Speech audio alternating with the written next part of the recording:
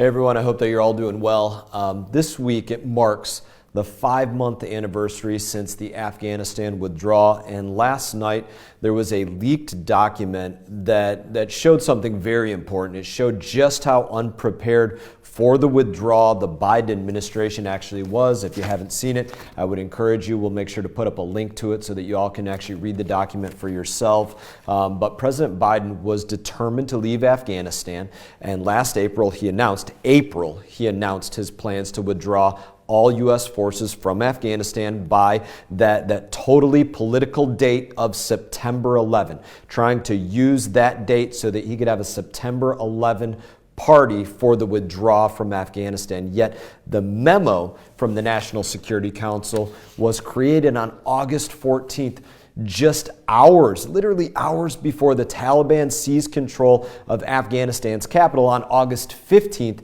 And this document, it makes so clear that the administration officials were scrambling to finalize plans. Now, this goes back to something that we've been working on for months. I've asked repeatedly in hearings for the administration to produce the withdrawal plan, and now it's so crystal clear that they could not produce a withdrawal plan because a withdrawal plan did not exist. For example, it was only during this meeting that they discussed how they're going to identify who to evacuate. By the way, plenty of whom have not been evacuated to this very day.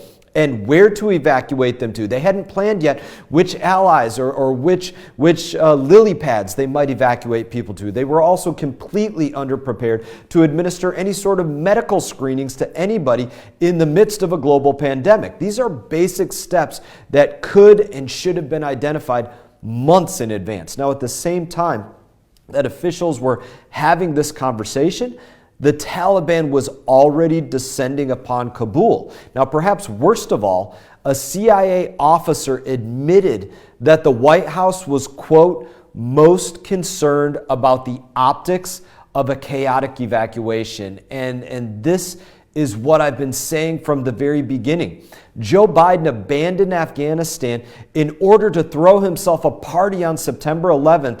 And even though he had 7 or 8 months or more to prepare before August, he decided to plan the whole evacuation just hours before Kabul fell to the Taliban.